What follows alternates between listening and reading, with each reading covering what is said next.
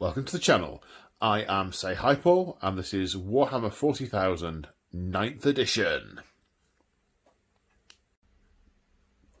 Today we have a 1,000 point narrative game, that's the word, narrative mission between the Word Bearers and the Sisters of Battle. But before we go into detail on that, just a few housekeeping things. As regular viewers of the channel will be aware, my games are all played against myself. I play both armies, and my videos have a particular style. It's very much the feel of come and join me in my garage for a game of 40k on a Friday night kind of thing. So production values are very low, and rambling happens a great deal. In addition to that, where's it gone? Right, come on, gimbal, work. My games are narrative, and they all are subject to my house rules. There is a separate video detailing these house rules called House Rules, if you want to go into detail. However, just to summarise before we start, no plus or minus one limit on dice roll modifiers. Characters can charge with units, so if I have a character and a unit that are in coherency of each other, and they're both going to charge the same targets, I make one roll instead of two, and they either both succeed or both fail. Then everything goes back to normal. I don't use command point rerolls, and I don't limit the number of times a stratagem can be used in a phase, and nothing ever costs reinforcement points. But the most important rule I have is that I apply what I like to refer to as narrative common sense. As I'm playing the game, if something seems a little bit narratively jarring to me, I will tweak it as I go. And then there are some other ones which I will come on to should they come up. I don't think any of those will occur today. So, where to start? I'm very excited about this today, and I'll explain why in a minute. So, this is the planet Nexus II. The Nexus system was a warp transit hub in what is now Imperium Nihilus. It was a very prosperous system.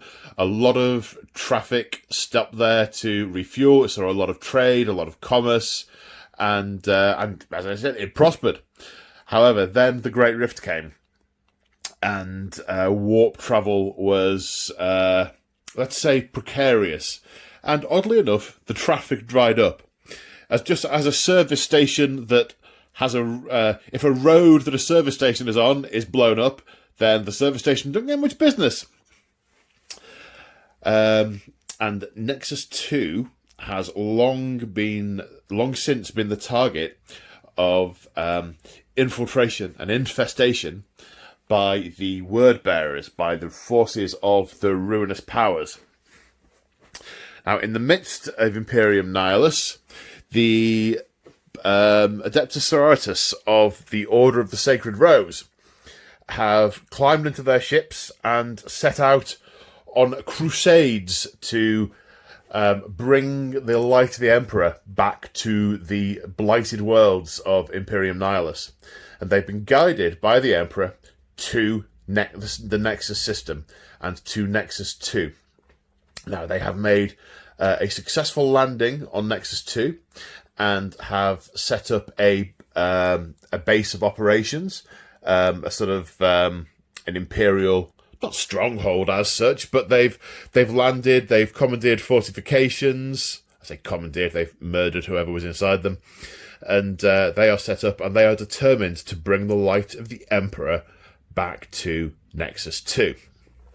Now, one of the main reasons I am so excited about this is my first narrative campaign that I'm going to be playing through on my under my channel memberships. Not quite sure how you pronounce that, but this is going to be a campaign for channel members, and this is the first episode, which is going up for everyone on YouTube, and the subsequent episodes will be in the members only area of the YouTube community page tab bit thing. So far, there has already been the prologue has gone live up in the members area, and this is like I said, this is the first episode. So I'm super excited for two reasons. One, because it's my first campaign, and I'm really, really, really, really, really looking forward to it. And the other is that I've started my own members lounge. That's what I'll call it, members lounge. Yeah, or maybe I won't call it that. It doesn't have the right name. I mean, other people talk about the vault or the website or on demand. I don't know what to call mine. I should maybe have thought of that before starting to talk about it. Nah, whatever. Today it's called the Members Lounge. Anyway, so yes, that is why I am so super excited. Right, today's scenario. So we are playing the Incursion, the small games, but not quite as small as Combat Patrol games, from the main 40k rulebook, and it is based on 1,000-point armies and 4 objectives. 1, 2, 3, 4. And the armies will be deploying here and meeting to kill each other. So what is happening here, story-wise, is the word bearers are aware of the presence of the sisters on this planet, on Nexus II, because shortly after their landing, the sisters attacked a number of their ritual sites, which were the subject of the prologue, which can be seen in the Members Lounge. Yes, Members Lounge. But not giving away the result of that one way or the other.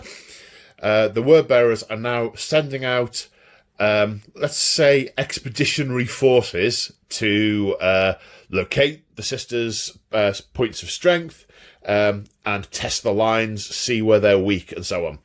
So what is playing out here today is that one of these forces has encountered one of the sisters' pickets, and they have sent a force in response.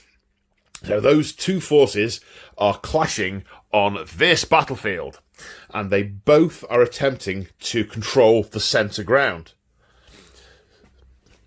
And as such, it's a normal matched play thing where there are 4 objectives, so each turn, controlling an objective at the start of the turn is worth 5 points, controlling 2 or more is worth 10 points, controlling more than your opponent is worth an extra 5 points. So up to 15 in total.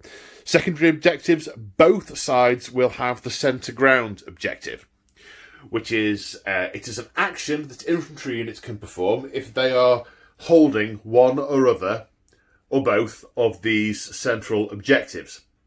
If you perform the action and you're controlling both of them, you get 5 points. If you're controlling one of them, you get 3 points. The objectives for both sides is to take this centre ground, because they want to then push against their enemy. They either want to burn the heretic, or they want to burn the heretic. Both sides very much considering the other to be heretics. So, I think that is everything. This battle mat, I can't remember where I got it, so, it's from them. The craters are all GW. The trees I got off Amazon, and I don't know who from. The objective markers are from cromlech.eu, and the dice, when you see them, dice. The dice are from deploymentzone.tv. Everything else is G-dubs or B&Q. These things are from B&Q. Or possibly the gravel might have been from an aquarium. Gravel was probably from an aquarium. I need to remember who sent me this mat, who I got this mat from. It's possibly written on that box. Right. Hang on. I'm trying to control this gimbal. Because it works nicely, the gimbal, for stabilising the overview at the start. It just doesn't work very well when I'm picking up and putting down dice all the way through. I wonder if this box actually says on it. I don't even know if this is the box it came in. There we go. It is the box it came in. This battle mat is from P-Work Wargames. I know that because I've only ordered from 3 places, and most of them are from GameMat.eu. One of them is from Deep Cut Studios. That means the other one is from P-Work Wargames. I must have kept that box for a reason. Yes, did I mention rambling? Right, now let's go and have a look at the armies. Okay, so here we have a little over 1,000 points of word bearers. Both the armies are equal in size, but they felt narrativia for an extra 30 or 40 points, getting the unit sizes up and all that good stuff. So, yeah, a little over 1,000 points. So, speaking of narrative, couple of house rules that are relevant to this army. I suspect that if you're not keen on house rules, you've already turned off by now. So, the Astartes in the army all have an extra wound. So, the latest GW Space Marine release, all of the original Space Marines, first generation Space Marines have all got 2 wounds now. And it would be narratively jarring for me for these guys to not have it as well. So, in a couple of other games I've played, I've just kind of guessed at the power impact. But what I have done since then is I've gone back and compared the point costs in the Marine book, and they seem to fall into 2 categories. Models with 1 wound appear to have gone up by 3 points, and models with more than 1 wound appear to have gone up by 5 points. So I have applied that to these models.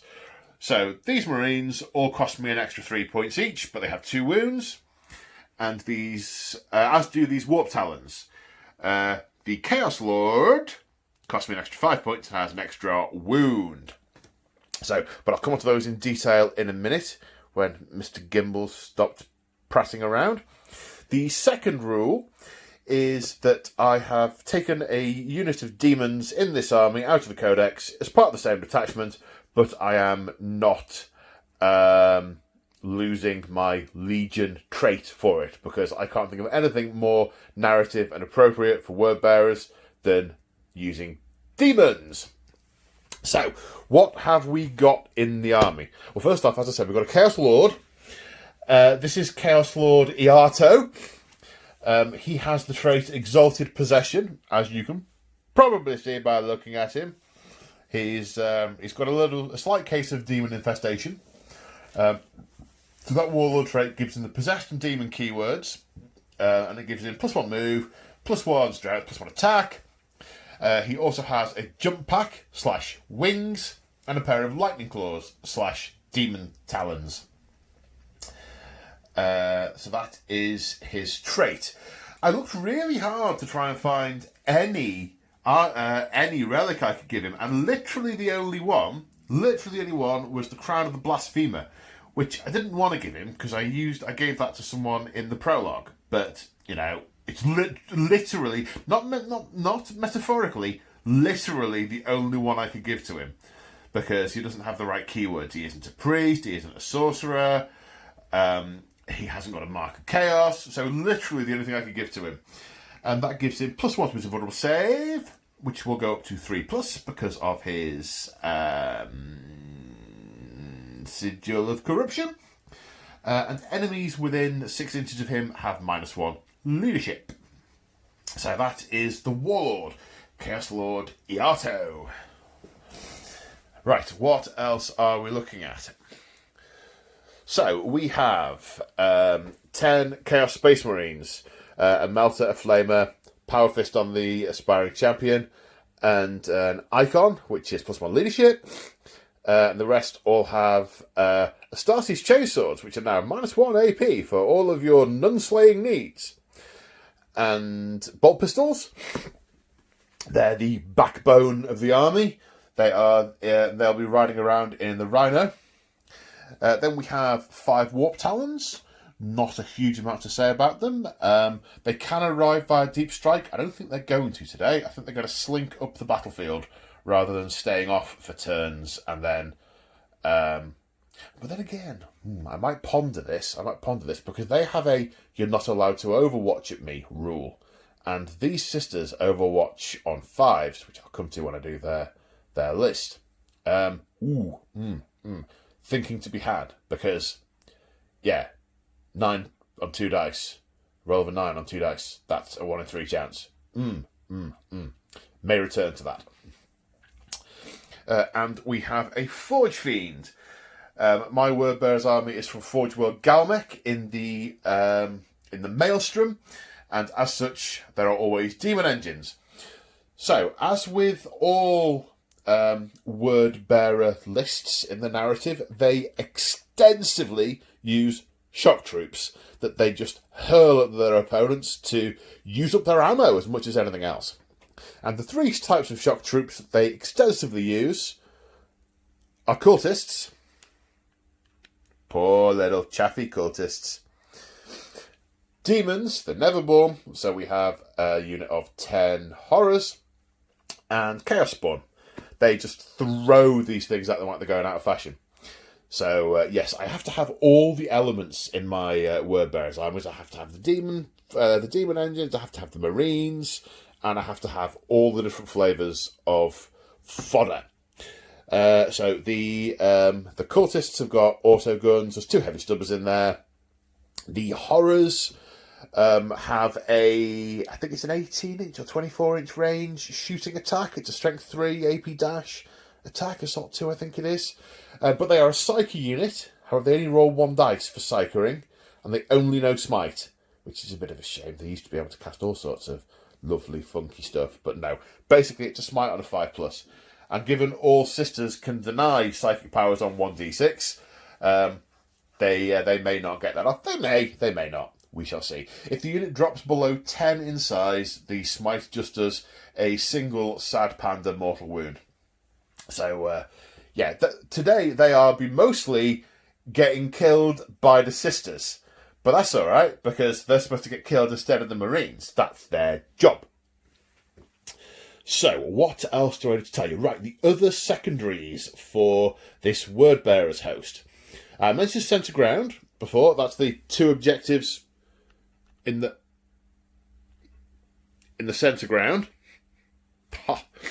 And performing the Centre Ground action whilst controlling one of them. The other 2 they have are Bring It Down, because they can see this is a highly mobile sisters list and they want to reduce its mobility. They don't want to be outflanked. They don't want to be outshot. They want to take down their armour and pin them in place so that they can just get them gribbled to death. So they can Bring It Down. So that's 2 points per vehicle destroyed, or 3 points if the vehicle has more than 10 wounds. The Sisters Army, glancing over my shoulder, has 3 vehicles, so that's potentially 9 points up for grabs there. The third and final, The third and final thing of the list I'm reading out, secondary objectives, is Slay the Warlord. They like nothing better than getting the pious idiots of the Imperial Dogs and, skinning them alive, nailing them to a tree, doing all sorts of horrible and unpleasant things to them in rituals. They make great ritual fodder. But, of course, slaying the Warlord doesn't necessarily mean killing the actual model. It just means taking them down, humbling them, belittling them. It's almost as good making them retreat from the battle with their faith in the Emperor shattered. Love that. So, that is this 1,000 points of Wordbearers. Right, let's see what the sisters have got. Okay, here we have just over 1,000 points of Sisters of Battle, Order of the Sacred Rose. So the observant amongst you will notice these are old models. Yes, they are. Nothing else to say about that. They're old, I like them, I still use them. I think they're great. And actually, they don't look so different. The other ones are obviously nicer and sharper and cleaner and everything, but they still have a very, very similar aesthetic, which is cool. Okay, so, Order of the Sacred Rose. How do they differ from other orders of the Adeptus Sororitas? Well, their order trait gives them 3 abilities. 1. They overwatch on a 5+ rather than a 6+. Happy days. They're very shooty. Oh, I'm pressing the wrong button. It's going everywhere. Also, if they fail a morale test, only one model flees. These are they're very stoic. They believe profoundly that they are not just servants of the Emperor, but they are actually the vessel for his divine will made manifest. So yeah, these are their faith is strong, and they do not run off lightly. The third element, which is which kind of fits in with that. That's what I was trying to say. Is they generate faith dice on 5+. They regenerate faith dice. So every time they spend the faith dice, they roll a dice on a 5+. They get another one. Faith dice. A very simple overview. Once per battle round, start of each battle round, and at various other points during the battle, they gain faith dice. This is just a normal d6. You roll it, then that dice goes into a pool. So you might roll a 4. And then at any point during the battle, under a certain set of circumstances, like, for example, a roll to hit, an armor save, you can choose to take a faith dice and use that number for the result instead. So, for example, if you had a faith dice of a 1, then you might use that to take a morale test if a unit had been quite particularly battered. You can only use 1 per phase, except if you have other things that allow you to use it more often, which I'll come to. But that's generally... I can't even talk, I'm so excited. We'll come on to that as and when we start to use them. So that's how the Order of the Sacred Rose are special. And I think those 3 traits are very fitting with the notion of actually being the Emperor's will made manifest. So Sisters of Battle armies also gain what they call sacred rights. There's a list of different abilities that apply to the whole army that have the sacred rights keyword before the start. You determine it before the start of the battle. Similar to canticles for Admech, except these apply for the entire battle rather than in different turns. You can either choose one from the table, or you can roll and get 2. I've elected to roll and get 2, and I have got a roll of 2 for the Spirit of the Martyr. So, on a 5, when a model dies, on a 5+, they get to shoot one final time or fight one final time, which that is amazing. I also rolled a 4, which is Divine Guidance.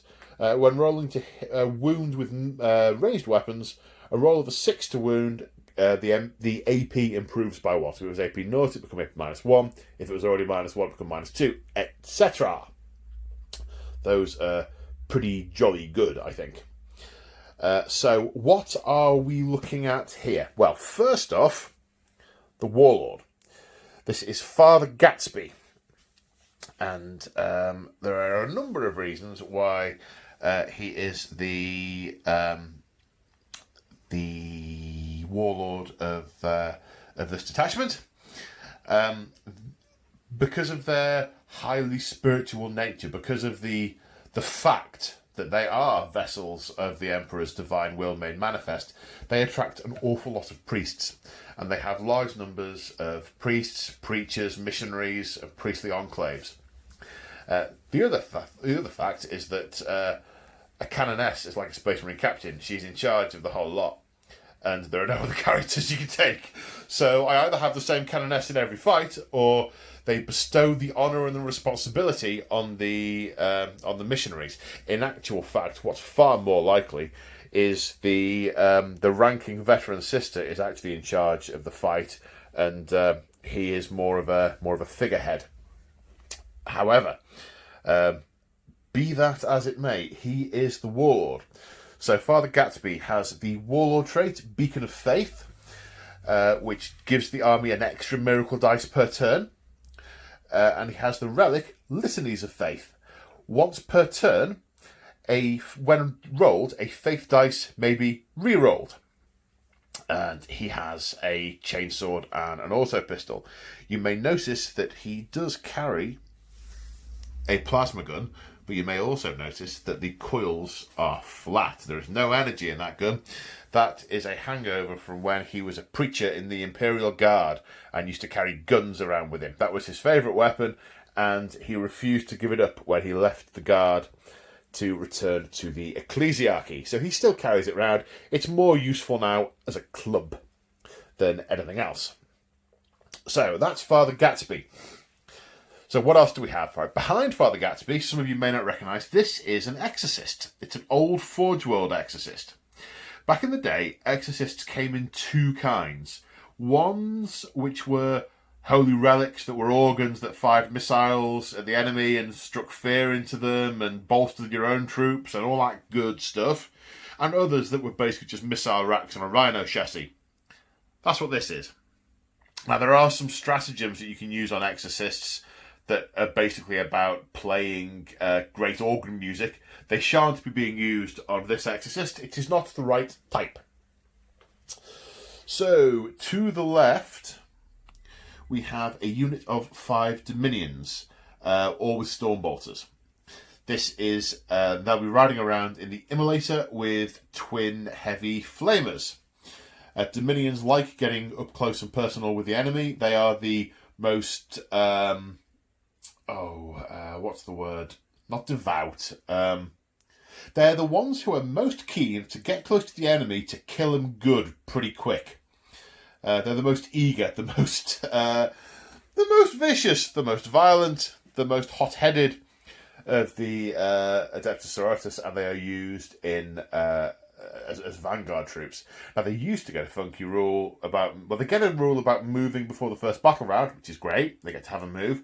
They used to get it if they were in a transport. They sadly don't have it if they're not in a transport. They sadly no longer get it if they're in a transport. So they won't be getting their free move. But as this is a... that's kind of the speed is a bit of a theme for this army, as this is the response to the picket being alerted of the presence of the word bearers. We also have over here a unit of 10 Battle Sisters that are going to be riding around in a rhino. The Sister Superior has a plasma pistol. In the unit there's also a heavy flamer, a melter, and a Simulacrum Imperialis, which is that big relic-y bones thing. What that lets them do is they can use an additional act of faith per turn. So what else do we have? Right, over here we have 10 more Dominions. So these are not in a vehicle, so they will be getting their free move at the start of the game. The veteran sister has a power sword, and the unit has 2 flamers, 2 melters. They want to get close and mess up the heretics as quick as empirically possible. And then, last but by no means least, the backbone of the army, we have a full-size unit of 50 Sisters of Battle. You used to be able to take these in units of 20. I am super sad that you can no longer do that. Similar loadout, except this has a power sword on the veteran, a multi-melter, a regular flamer, and a Simulacrum Imperialis. What else is there to tell you? What are they called? Secondary objectives. So as mentioned before, they have the centre ground centre objective, which I've mentioned twice, so I won't mention a third time. They also, their other secondary objectives are narrative driven. So they have attrition, which is if you kill more units than the enemy in a battle round, you get extra points. You get 4 points. The reason for that is this planet has been overrun with chaos for years, months, years. A lot of the population has been turned. They have a lot of assets planet-wide. The Sisters have not. They've just turned up and they've got what they've got. They are very much hampered by the warp being the way it is in Imperium Nihilus. The word bearers aren't. So the Sisters are trying to conserve the assets they've got. So they need to kill more of the heretics than they kill of us.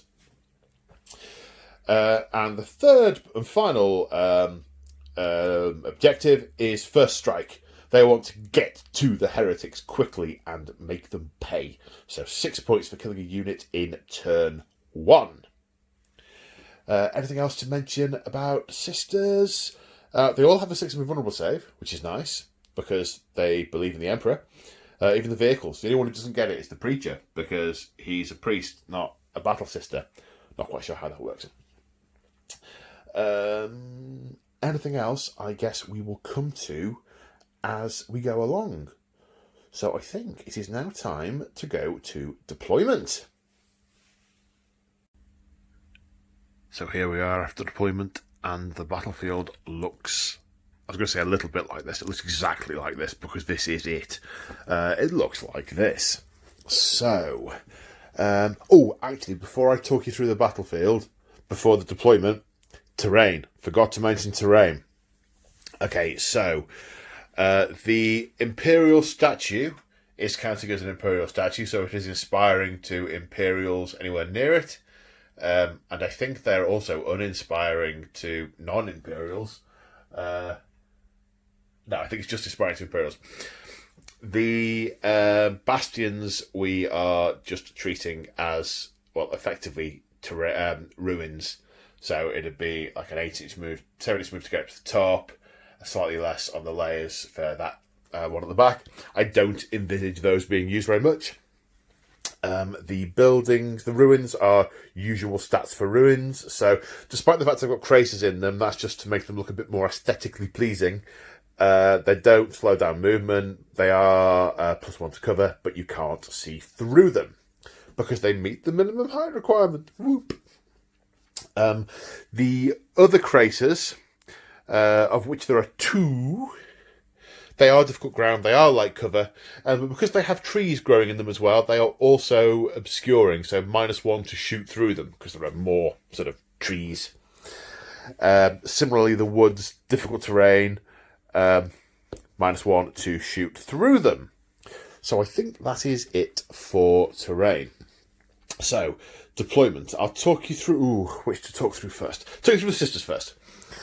So, this unit of Dominions dropped here because they can do their pre-turn move and get close enough to be on this objective in their first turn. They can't score it in the first turn, but they can hunker down in there.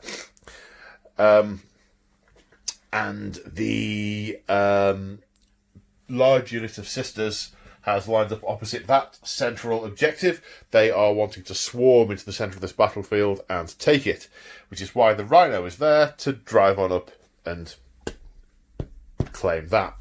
We have an Immolator effectively trying to do outflanking manoeuvres, and the Exorcist has lines of fire down here, but can potentially move around to get different lines of fire, depending on what the traitors do. Now, over here in Traitor Land, the Mauler Fiend has gone here, because then he can shoot in different directions. He can also move around here to shoot the Exorcist, or come this way to shoot the Immolator, so that was a good place for that. We have the shock troops in the front, as one might expect. The horrors are going to go and leap onto that objective. The cultists are going to make their way through that building and see what happens. The Chaos Spawn are just going to head up the table and try and rend asunder whatever they find. And the Rhino with the Astartes in are going to follow in their wake. With the Warp Talons and Chaos Lord kind of flanking. They don't really want to be in the middle because then they'll be surrounded by sisters with bolters and get shot a lot. Their plan is to sort of hop round the edges and do dastardly murdering along the way. So that is deployment. Oh, I should have had a dice in my hand. All right, I've got a dice in my hand. Okay, so the first dice is for the sisters. The second dice is for the word bearers. Let's see who goes first. The sisters get a 5. That's going to take some beating. Yep. Sisters, turn 1. Okay, so at the end of the sisters' movement phase, it looks like this. So, the Dominions got their advanced move before the start of the turn, then moved into this building and have occupied it. You'll have to excuse me some of the coherency, but as I mentioned, these are all metal models, so incredibly top-heavy, and in many ways I should have conceived a campaign designed to happen on flat terrain. So I've done badly there before I've really started. So they've come in here holding that objective. That isn't one of the ones that you can do the centre ground on, because that isn't the centre ground. That's the centre ground. This rhino was raced up, not advanced, not pop smoke. It's going to put some fire down into the demons, as are these ladies. The Exorcist, unable to really get any decent lines of sight, has advanced around here, and next turn is going to clear the corner of this building and blow those things to pieces. That's their plan.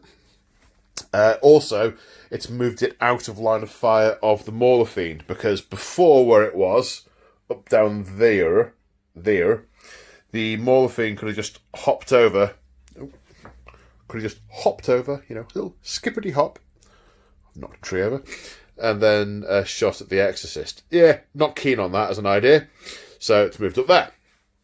Over here, the large unit of sisters, along with Father Gatsby, has moved up. And have got into range of that objective. They are going to do the centre ground objective in the movement, shooting phase, whichever. They're doing it, so that's going to be 3 points at the end of the turn. This immolator has moved over this way. I did consider razzing it round here, but I would rather, if those frothing lunatics do charge at the centre, I'd rather be able to get the Dominions out and put fire into them, because they all have storm bolters, so they can use the blessed bolts stratagem, which is super funky. And I keep forgetting that the Immolator and the Exorcist have heavy bolter profiles, which obviously there's no heavy bolter modelled on, so I will just treat it as extra flamery fire, but I must remember that they exist and roll for them. Either that, or next time I should knock off the points that they would cost and do it that way around. Okay, so that is all the movement. Centre ground action being performed that will complete at the end of the turn for 3 fat, juicy first turn points. And I've just realised that there's absolutely no way I can get first strike. I did take first strike. Yes, I took first strike. That was an incredibly short-sighted thing to take. I guess I wanted the word bearers to go first. Maybe, yes. So what I should have done is, when I won the roll, made the word bearers go first. Okay. Lessons were learned. Because I would have wanted them closer so I could really put some hurt into them. And I'd have got first strike. Oh, I'm annoyed with myself now. Still, it's done. I guess they're really keen to get to grips with the enemies of the Emperor, who are holding back because they're traitorous cowards. So their objective of killing something quickly, they're going to be disappointed with. Okay. So that's the sisters on the back foot. Oh, well, I'm just going to have to kill the heretics in other ways. Yes, I am. Speaking of which, we have 5 bolter shots. Going to fire into the demons. Filthy demons. And some storm bolter shots to fire into the demons. Going to do them separately for reasons that may become apparent relatively soon. Hitting on 3s. No rerolls. Wounded on 3s. Going to be toughness 3. Ooh, 3 wounds. Saving of 4+ because they're demons of Zeech. 3 failed there. And as the energies binding the horrors to the material world dissipate, their bodies split into 2 smaller, gribblier horrors. Every time a pink horror dies, it splits into 2 blue horrors. Now, normally you don't see that happen because, strictly speaking, you have to pay reinforcement points for them in match play games, but this is narrative, and no reinforcement points. Right, Stormbolt, it's the same unit. 1 hit, 1 miss. Wounding on a 3. No wounds. Okay, is that really the end of the turn?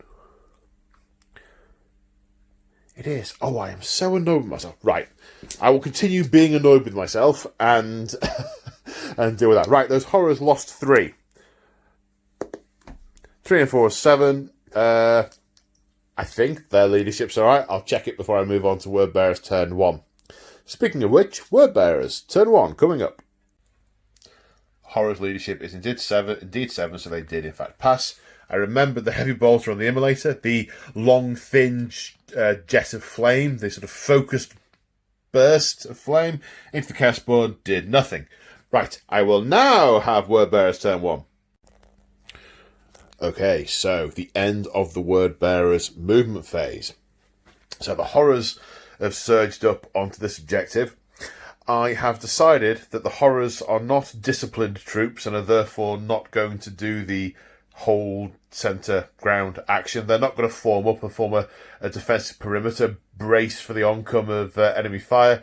They're going to horror around and fire at things and try and cast spells. And he should have known better than to send such undisciplined troops, shock troops, onto a vital objective. The silly so-and-so. The Forge Fiend, under the directions of his lord, has employed some low demonic cunning. It's moved hither so that it can see and shoot at that rhino to destroy it, but is taking some cover from this woodland crater bit. There are sort of big jaggedy bits and a couple of extra trees on there. Just try and imagine that. So that the Exorcist has a harder time trying to shoot it. It might shoot a tree trunk or something. So it will be shooting up the table momentarily. Uncharacteristically, the Rhino is actually leading the vanguard, which no one anticipated.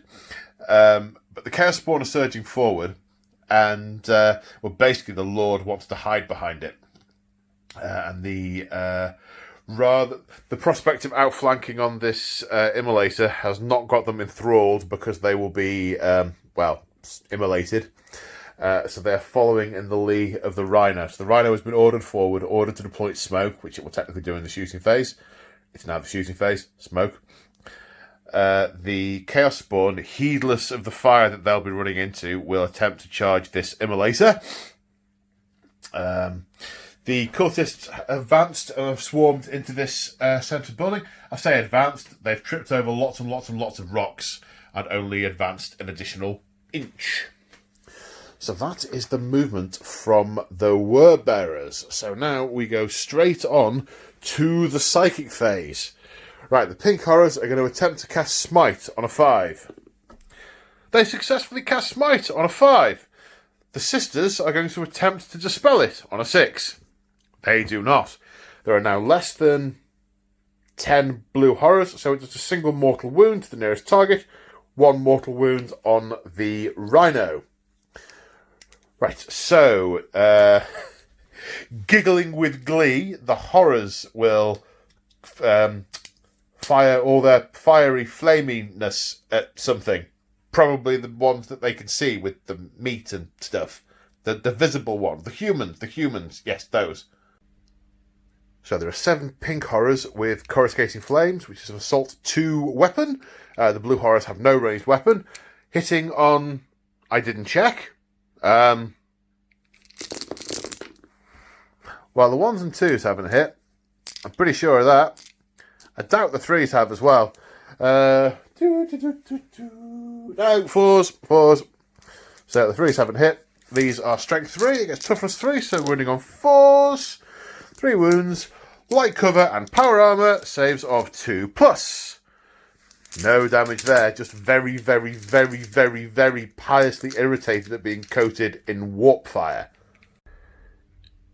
Oh, I remember the plan now. The plan was to blow the Rhino up and shoot at the sisters that would then be out of the Rhino and not in cover. It has been a long week. Okay, so the Word Bearers are spending a command point on Demon Forge on the Forge Fiend, giving it reroll to hit and reroll to wound. So it's got 2 Hades autocannons and 1 ectoplasma fire vomit thing, all going into the Rhino. Hades cannons are heavy 4, hitting on 4s, re-rolling. That's good. 7 hits. Strength 8 versus toughness 7 with a reroll. Only 2 needed to reroll. That's good. Okay. So 5 get through at -1. -1. Saving on 4s. 3 go through. That are 2 damage each. That is 6 damage. I am regretting not firing the smoke on them. I really am. Okay, the last weapon is the Ectoplasmic Cannon, which is heavy D3. 2, hitting on 4s, rerolling misses. Strength is 7, wounding on a 4, rerolling. That's a hit. Now this is -3, so it's going to save on a 6, which it does not, for D3 damage. Ooh, tense. For 1. 2 damage left on that rhino. It's full of holes. It's smoking. There is electricity crackling. Yeah, it's had better days. Right, what other guns have I got? Is that it for guns? I think that's it for guns. The horrors are fired. These guys have advanced. The Forge Fiend has fired. The rhino has popped smoke. Okay, so the only thing left then is the charge on the Immolator by the Chaos Spawn, because they are frickin' crazy. Well, they're mindless, aren't they? It is a 9-inch charge, which they make. They make on an 11. They are frickin' crazy. I wonder how many of them, Overwatch, get crispy fried on the way in. Okay, so the Immolator using a Miracle Dice to automatically make one of the D6 of 4. Then we have rolled a 5+, and we've got that Miracle Dice back. Order of the Sacred Rose. So it's D6 plus 4 now. Auto hits. For 8, I'll take that. And these are wounding on, I don't know their toughness. So the 5s are definitely wounds. The 1s definitely aren't. 1 minute. Right, toughness 5, so the 4 was not a wound. Do any of the heavy bolters hit? We get a hit from a heavy bolter. That'll wound on a 4. No, it won't. Okay, so -1 to save. Chaos Spawn never used to get a save. They get a save now. Saves on a 6. No, so that is 4 damage. They have 4 wounds each. So I'm going to kill the nearest one for effect. And then move the 11-inch charge. So, when they're selected to attack, the Chaos Spawn have an ability called Mutated Beyond Reason. We roll a d3. Ooh, 3. That is Grasping Pseudopods. Each Chaos Spawn unit adds 2 adds 2 to its attack counter to the end of the fight phase. So, they normally have d6 attacks each. They now have d6 plus 2 each. 4. Hang on. 8 for the 4 of them. Haha, I've done this before. 8 plus 3, 8 plus 6 is 14. Plus 6, 20. 20 attacks. Hitting on 4s, strength 5, so wounding on 5s. But they are -2 and 2 damage. So, 20 dice. So, 5 wounds make it. 3 up save, -2 for the hideous mutations. So, saves of 5s. For 1. 2 damage each, 6 damage get through. The Immolator has 4 damage left. So, at the end of turn 1, no secondary objectives scored by the Word Bearers. They have not controlled the centre ground, not brought any vehicles down, and the enemy Warlord still very much running around. So, as we go on to the start of Sisters turn 2, the Word Bearers are no longer on this objective. Oh, is that 3 inches? Is that 3 inches? The Sisters are going to get 5 points for control of this objective, 5 points for having a second objective over there. And depending on what this tape measure says, let's see, let's find out together, shall we?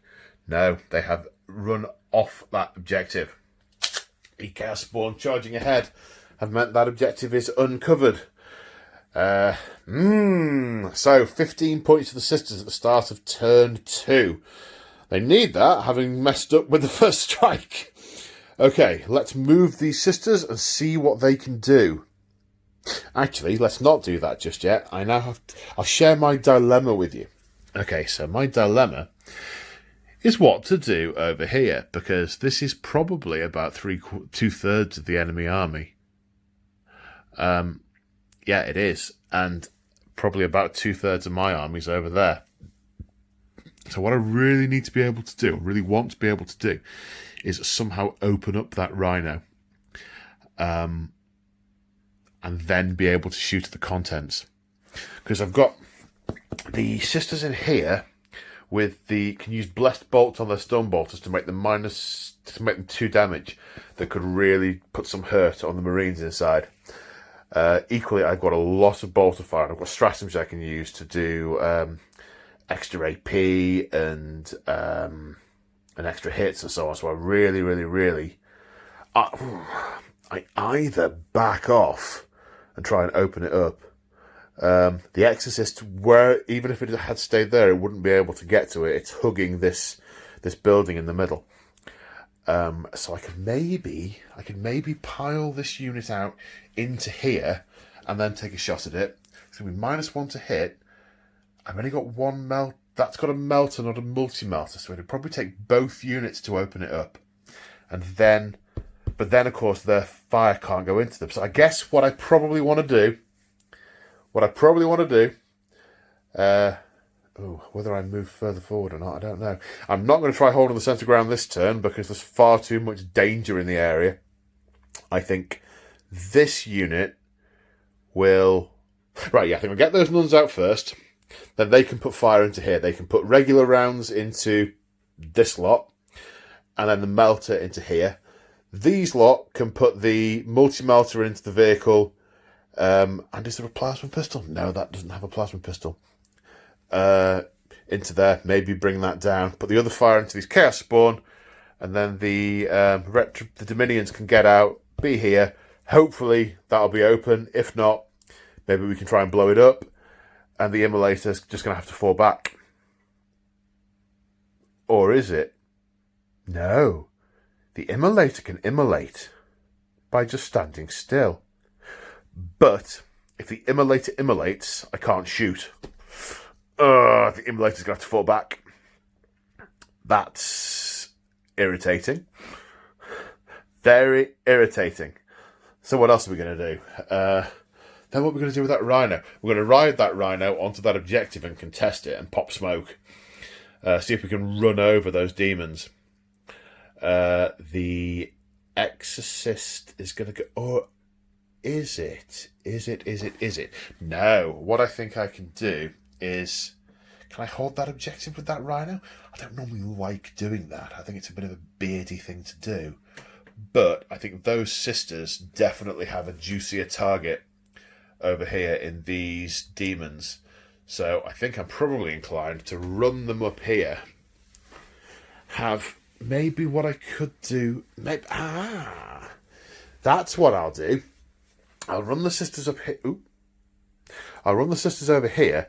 Then I think I'll drive the Exorcist onto it. Then, actually, you and your cunning, I'll be firing. I won't be firing through the dense terrain to shoot at that. And the Exorcist can hold the objective, no problems.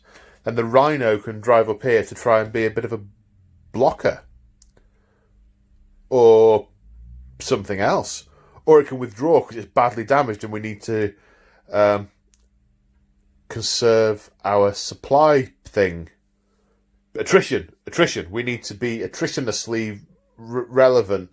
Did I score attrition in the first round? No, I did not. Right, that is what I'm going to do. I'm going to do that now. Okay, so this turn is definitely going to see some sister shenanigans. Oh yes, it is. Oh yes.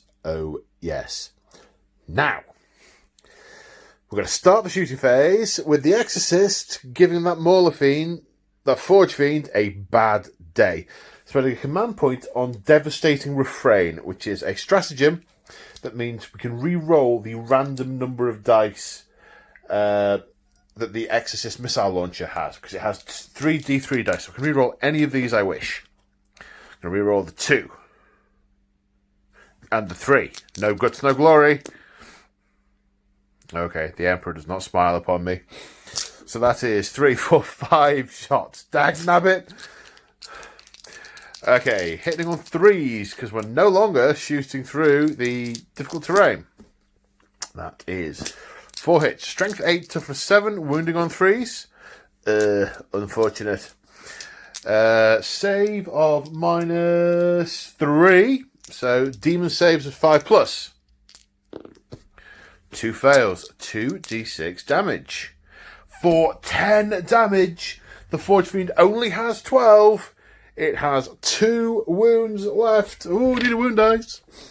2 wounds. My goodness me. The heavy bolter was going into the horrors. Should have said that. Didn't say that. Was going to do that always. Who do I want to put the saves on? The blue horrors. They've got to be the blue horrors. But they're on the objective. I think the word bearer in me is messed up. I should have had other things on the objective. Oh dear. Oh dear. Saves of 5+. No, 2 dead blue horrors. Right, that's the Exorcist. Now, what have we got here? We've got 2 flamers, 2 melters, and a whole load of bolters. They're going into these demons. They are totally going into these demons. So, from a combination of all the various weapons, we have 8 saves to take. Both the melters missed, so they're not that it would make any difference. So, I'm going to take them on the blue horrors first. So, the first 4 are going to go on the blue horrors at the front. Saving on 5s. Okay, 3 die. And now I need to do these one at a time. 5 up. No, so the other blue horror dies. So then these 3 are all on pink horrors. 2 of which die and split into 2 blue horrors. I should probably do this off camera. I'll do this off camera. The thing I've really got to remember is the unit has suffered 6 casualties. I've totally got to remember that. Because even though I've put one on and taken them off, 6 died. Someone remind me. Okay, now we have some super special sister shenanigans. So, this unit is going to split its fire. Oh, and I've changed the page in the book. Right. So, all the models are going into the cultists except for the vet who has a plasma pistol and the melter. Now, these are my faith dice, so I can substitute one of these in for 1 dice. Because this unit has a simulacrum, I get an extra 1 for the turn. So I want to hit and wound the rhino. Now it's -1 to hit, so I can't use the 3 to hit, but I can use a 5 to hit and wound the rhino. To hit the rhino. Now there's a stratagem called Faith and Fury, which I'm spending now for 2 CP. If you use a hit dice, you can also use the dice in the wound phase. The wound to wound as well.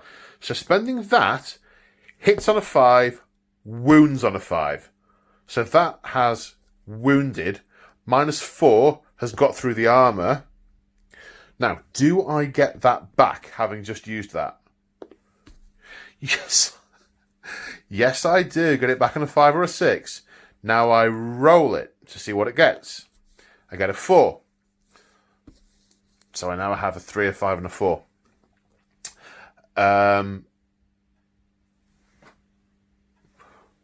So I'm going to use the 5 for the damage.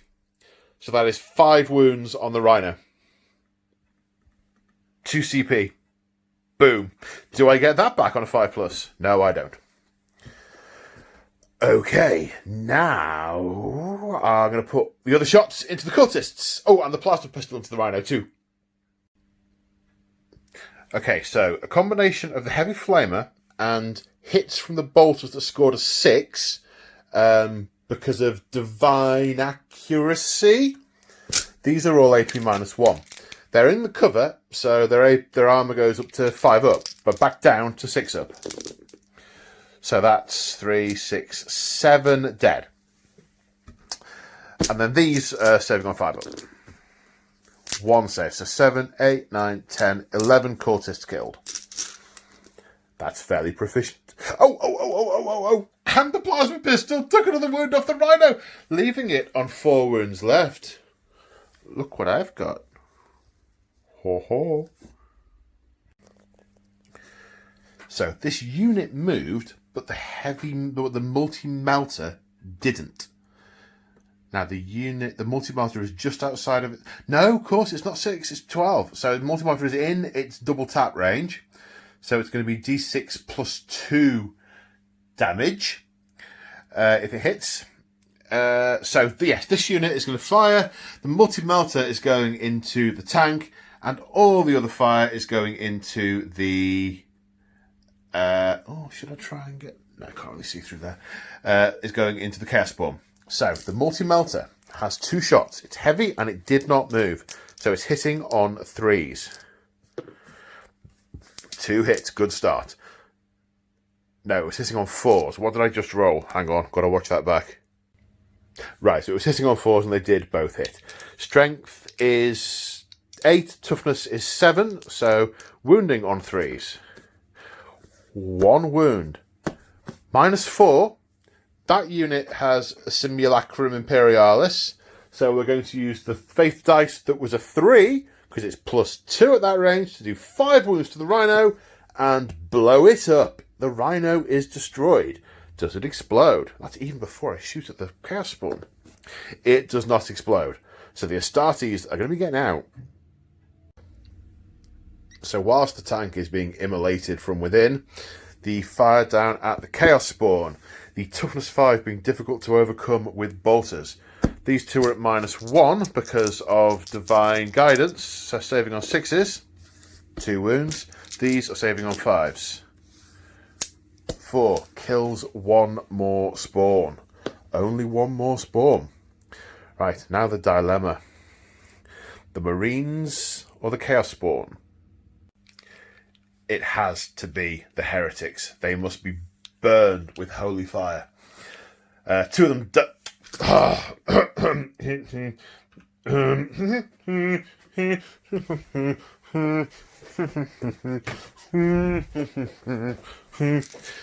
Two of them died when clambering out of the wreckage.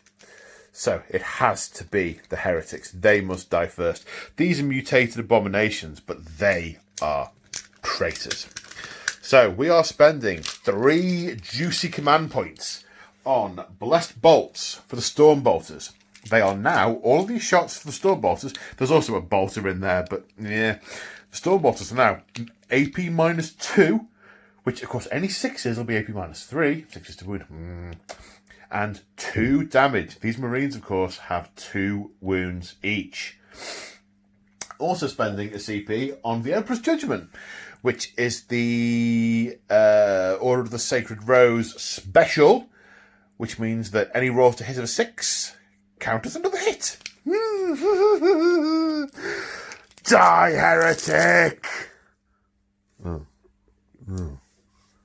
Oh. God! Throne, that is woeful. So, we have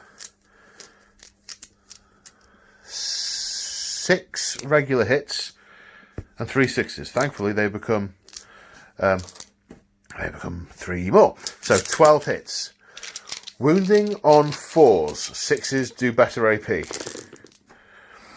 Okay, so that's a better AP. What else we got? That's about half by the looks of it. So, this is where I could really do. The other guy could really do with some word bearer stratagems to, you know, be able to take fire like this and shrug it off.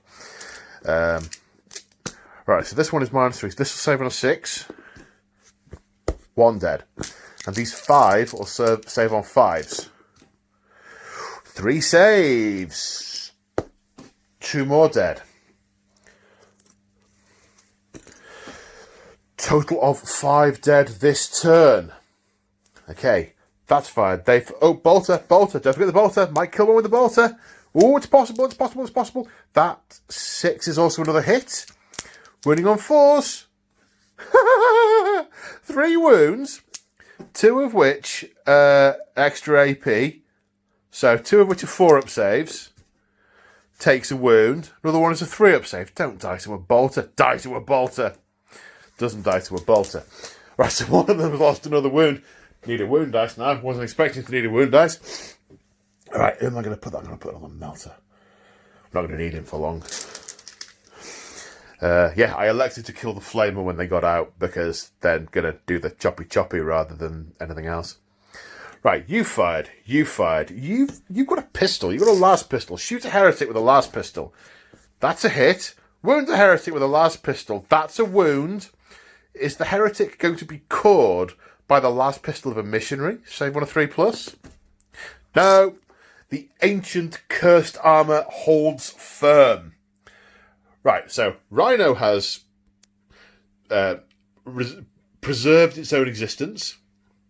They fired. So there's been a lot of firing. That was a punishing round of fire. Now, let's see about morale. The Spawn can't fail. They can fail. They've got a leadership of 8, plus 1 for the banner is 9. They lost 5. That's a 6. I can re-roll that because of my Legion trait. That's a 2. That's a pass. We're happy. The Pink Horrors lost 6. They have a leadership of 7. So they lose by a whole bunch. So 1 is going to run away, and there are how many in the unit? This is what I can't actually see from where I'm stood, but if I look at the phone, I can see 1, 2, 3, 4, 5, 6, 7, 8, 9. 9. So 2 run away. Are they below half strength? Hang on. Their strength started at 10 and has been added to by 10, so there are 20, so they are below half strength. Jeez. So a total of 4 run away this turn. I think I've got that right. 4 run away this turn. Ooh. I remember the cultists, 3 of those run away as well. Right then. So no secondary scored this turn, because they failed one of them.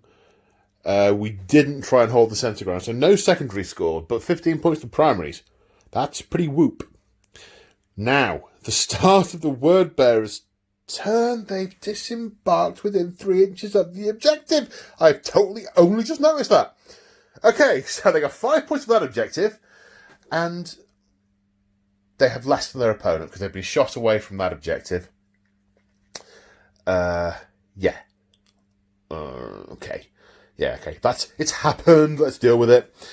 So let's go on to movement from the word bearers. Is it my turn now?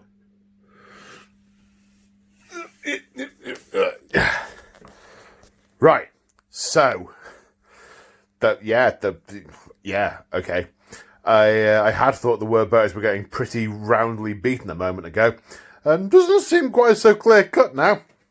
So these Marines, these ones, have moved up. They've got the melter in range of the Immolator. They're ready to charge multiple units if they have to. The Spawn are just going to keep barreling forward. The Lord and the Warp Talons are in auto charge range. Couldn't do any flying shenanigans to try and get to the Warlord this turn, but he will keep. Oh yes, he will. I'm set on that Immolator not being there for him to jump into. So, and then over here, the cultists who were shot to pieces in the centre of the board have routed. However, this planet is infested and rotten to the core with tides upon tides of traitors. 2 command points, picked up the unit, brought them on at the side. These sisters are going to get shot a lot. The horrors are intent on destroying them also with their coruscating flames.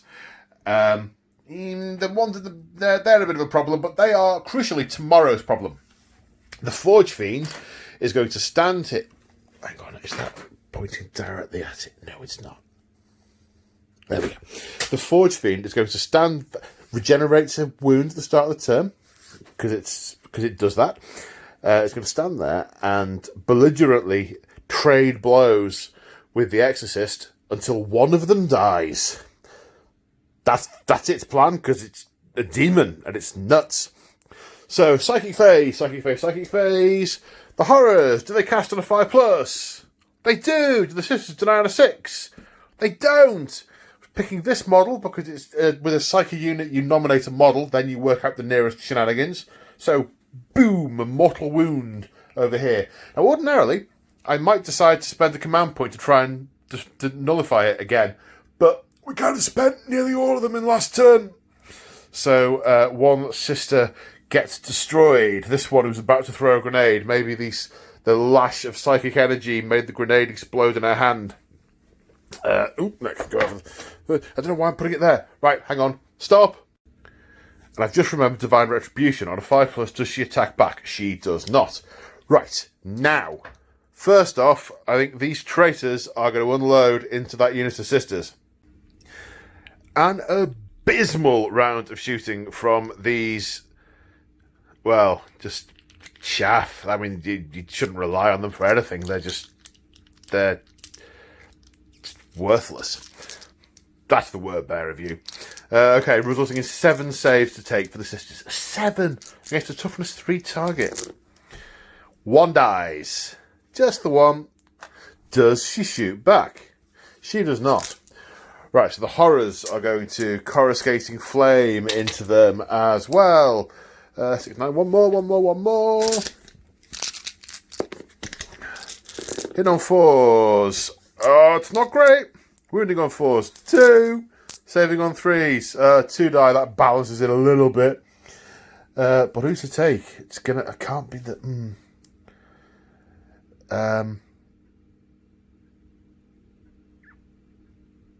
It's going to be these 2, the nearest 2. But then I still maintain coherency. Nearest 2 makes sense. Do they get to fire before they die? One of them does. And she has a flamer, which hits twice, wounds twice, and kills a pink horror.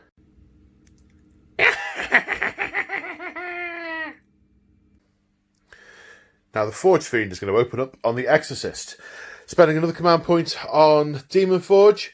I'm afraid you don't get to see much variety of stratagems with Chaos. They were one of the first 8th Ed codices, and the stratagems are pretty poor.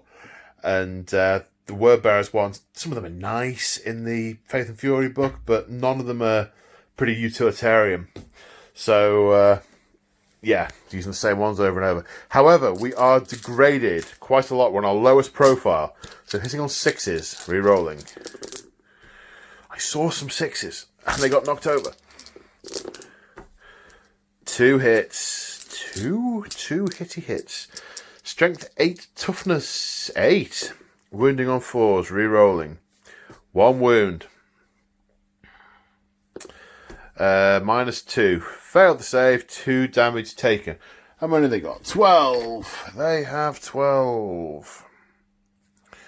10 wounds left.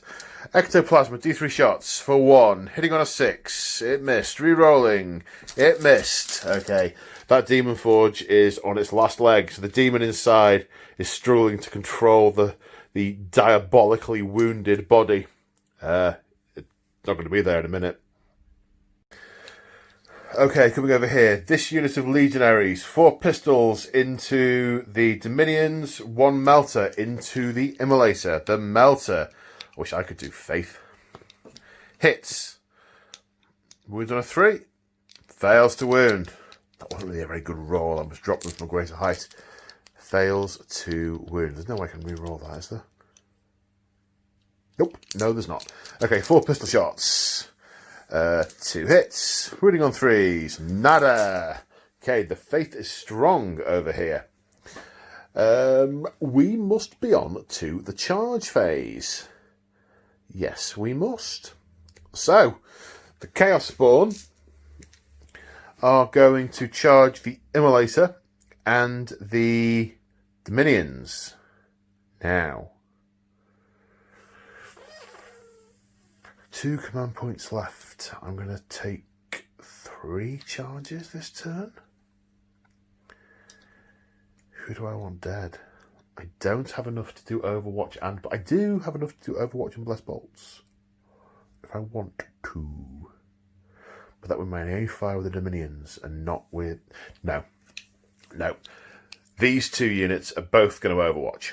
So, I don't want to shoot the spawn, though. It's just a waste. But that's who's going in first. So, the spawn charge, they Overwatch. The spawn make it in.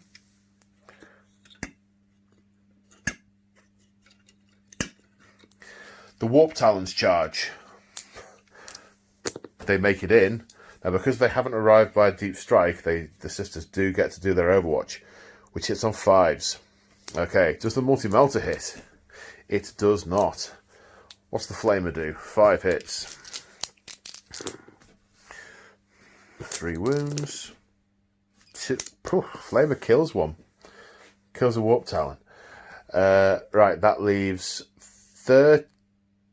12 other sisters plus the pistol on the veteran. So that is 12 times 2, 25 shots hitting on 5s. I'll be right back.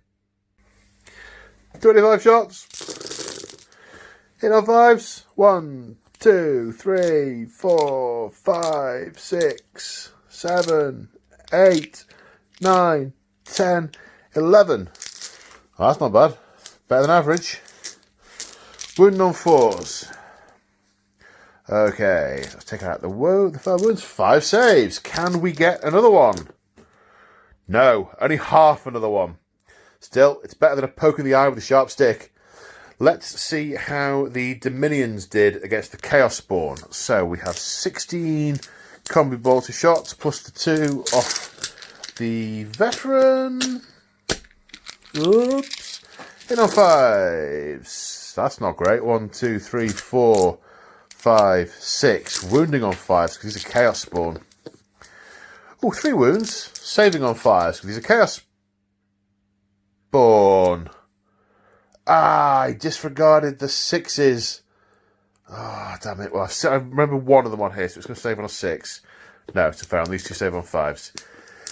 Yes, so one spawn is down to 2 wounds. And I... Sorry, folks. Okay, so I just casually rolled that where I was stuck because I was convinced I didn't think it'd work. And I was going to say, and the cultists failed to charge into the Dominion squad. But with an 11, they're in. But the way they have charged, avoiding the cover, they do not all make it in close enough to fight. So, 13 of them are in range. You know what I was saying about these being utterly useless, that they've just sort of flushed them out of their ships and onto the planet? 1 save to take. Nothing. Nada. Okay. Of course, there are no command points left with the sisters, so there's no interrupting, so I'm going to pick up the dice and the books, and I'm going to go over there. So, again, rolling the D3 to determine what mutations the Chaos Spawn have this turn. We have a force, that's the same result. It's grasping pseudopods, 2 extra attacks each. 1 spawn going into the Dominions, 2 spawn going into the Immolator. So the 2 into the Immolator have 8 plus 2 each is 12 attacks. 12 attacks. 12 attacks. Hitting on 4s.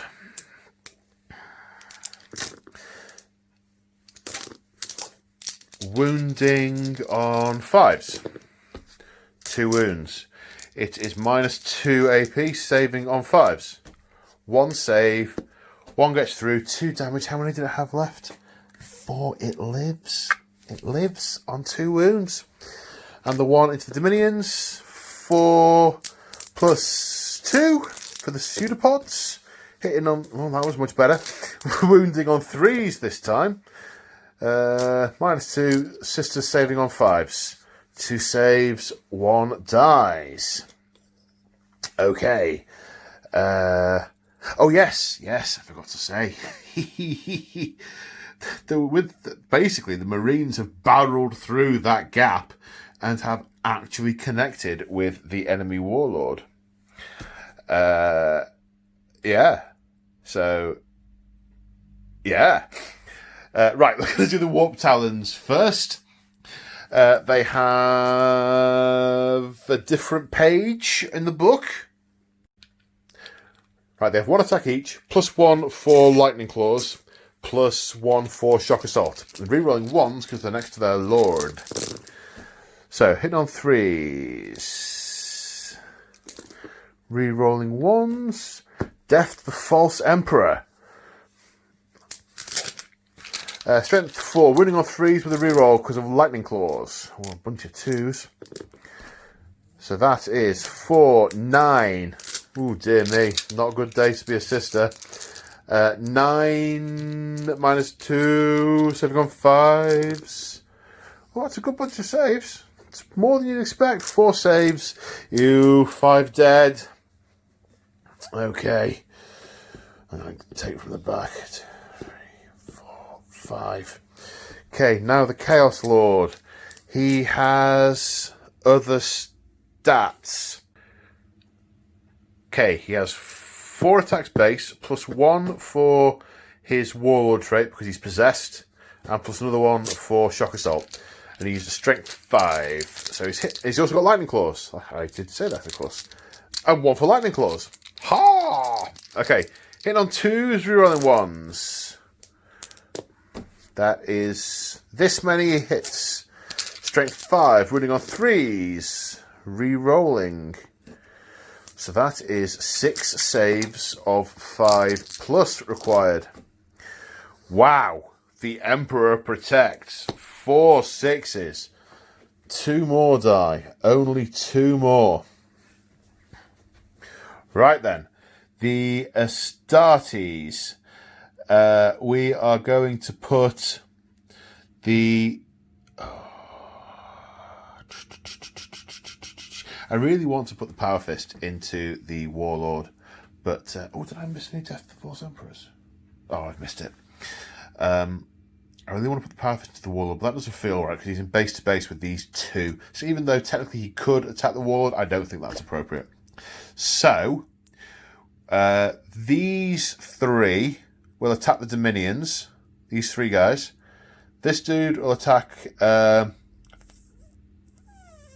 Gatsby. And the Power Fist and the other guy will attack these sisters. Have I got too many? Should there only be 5? I think I might have too many, you know. Whoops. Okay, so first off, the guy attacking Father Gatsby. Excuse me, 1 attack base, 1 for charging, 1 for Astartes Chainsword. Hitting on 3s, so that's a miss. They're misses, I should say. Not wounding on a not that. So Gatsby is fine. So the 3 guys going into... Sorry, I'm not pointing the camera properly. Whoops. 3 guys going into the Dominions are 3 attacks each, apart from the guy with the melter gun who has 1 fewer. So I'd like some Death to the False Emperors, please. Oh, 1. Oh, that's better. The rest all hit, I suppose. And that missed. Okay, wounding on 3s. That's a bunch of 1s. Right, lots of 5s and 6s. These are -1, so the sisters are saving on 4s. 1 dies. Okay, so 1 Marine, 1 Legionary, and 1 Champion into the large unit of sisters. The Legionary hits 3 times. Wounds twice, saves a 4+. 2 fails. They're dropping. And the Power Fist hitting on 4s, rerolling 1s. 1 hit. Wounding on a 2. Invulnerable save of a 6. Does the Emperor protect? He does not. And that one dies. Okay. Well, that's pretty brutal. Goodness me, look at that field of dead battle sisters. Okay, let's see what we can do to avenge our sisters' deaths.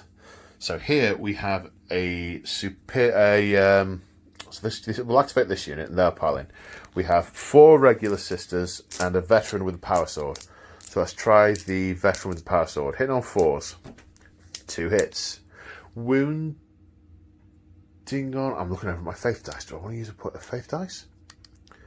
to make it a wound on a 5. That'll kill off. He's got an invulnerable save. No, this is holy. This is holy. We're going to use the 6 that we have to make that wound. So he saves on a 5+. He is slain, foul beast. Do we regenerate the faith point? We don't. Now the other four sisters hit on 4s. Their blood is up. They hate these heretics. Wounding on 5s. 2 wounds. Do they manage to get through that ancient decrepit armour with all its heretical debasements? They do not. Okay, so that is a warp talon killed. Now we have 3 dominions against this unit of heretics. The vet has an extra attack and 2 stormbolters hitting on 4s. Nothing happening there. Right, let's check the missionary stats. Okay, so I've just remembered a whole load of stuff before I do the missionaries' attacks. All of these ladies had an extra attack because they're close to the missionary, and his war hymns give you an extra attack. So, 1 more for the vet. Hits. Doesn't wound. 4 more for the sisters in that unit. 2 hits. 1 wound. Saves. Then 3 more for the dominions. 1 hits. Doesn't wound. Fine. Now, do either of the 2 dead dominions fight back? 1 of them does. They don't get the extra attack for that, but they do get an attack, which misses. Now, 1, 2, 3, 4, 5, 6, 7, 8, 9, 10 dead sisters in that unit. How many of those fight back? Ooh, goodness me, 6 of them. 6 of them with their dying breath cursing these traitors, screaming the Emperor's name. Hitting on 4s. 5 out of 6 hits. Now, wounding on 5s. Can they pierce their black souls? Yes, they can. 3 times, in fact. Does their armour save them? It does. That holy retribution. So close, but yet so far. Right. I did the fighting back over there before I moved. 2 cultists died. So. Goodness me. This unit of... So it's in morale? I think it's morale?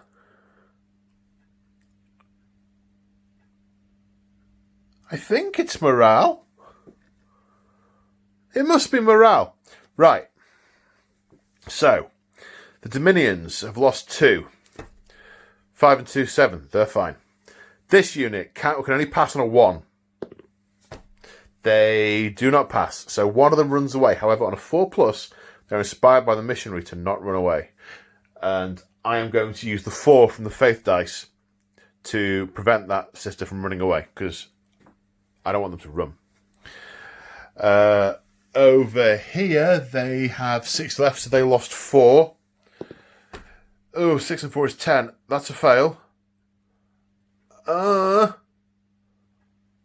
don't want them to run away. 6 and 4 is 10. That is a fail. So one of these sisters is now destined to become a repentia, but fleeing in the face of the enemy, in the face of her sacred duty. Next time you see this one, she'll be a sister repentia. Okay, now the warp talons lost 3. 2 even. Lost 2. They pass. No one else lost this. The cultist lost some. 2 and 6. That is a pass for the cultist as well. Right, now I'm going to get a dustpan and brush and sweep away the casualties and see what the table looks like and count up the points. I remember that Father Gatsby can fight back. He scored 2 wounds. Rerolling to hit with Zealot. Right. 2 3-up saves for the word bearers. 1 fails, so another one takes your so the one that was already wounded dies. So do they fail morale? No. But it's a dead heretic. I would have liked to put it on the one in front of him, but there was another one already wounded. Grumble, grumble. So at the end of Battle Round 2, this is quite interesting for a number of reasons. At the end of Battle Round 2, the only whole unit that has been destroyed in the entire game is the Chaos Rhino. And it was destroyed in turn 2, so that's 4 extra points for attrition for the Sisters, because no Sisters units have died and 1 Chaos unit died in that turn. And that puts the score at the end of Battle Round 2 at 22 for the Sisters and 5 for the Word Bearers. Which, as I think you'll all agree, 22 is a lot higher than 5. So the Sisters are in a bit of a bind. They're in a bit of a situation. They're being overrun over here. The dilemma of to stand and fight or to fall back. They've got 1 unit in the centre that can reinforce them. What they're probably going to do is fall back, and then this unit will come up and do some shooting. But how much can 1 unit do? I don't know. Because none of them can fall back and shoot. We gain a command point at the start of the turn to see what we can do. However, at the start of... Oh, actually, how many objectives do people have? Okay, so the Chaos have got 1. Sisters have got 1. It just occurred to me, I don't know who's holding this objective over here. Ah, the Sisters hold this one. Because they are objective secured. And the... Oh, hang on. I need a tape measure. It's in my pocket. Oh, this is exciting. Okay, so are these guys within 3 inches? They are within 3 inches. So that is 3 OBSEC models against 5 OBSEC models. So I'm saying the Sisters hold that objective. I gather that if they're both OBSEC units, that it just cancels each other out, but that doesn't feel right. The Sisters have their back to that objective, and they are holding it. So the Sisters are on 2 objectives, Chaos are on 1, so the Sisters will get another 15 points at the start of the turn. The question is, will they last till the end of the game?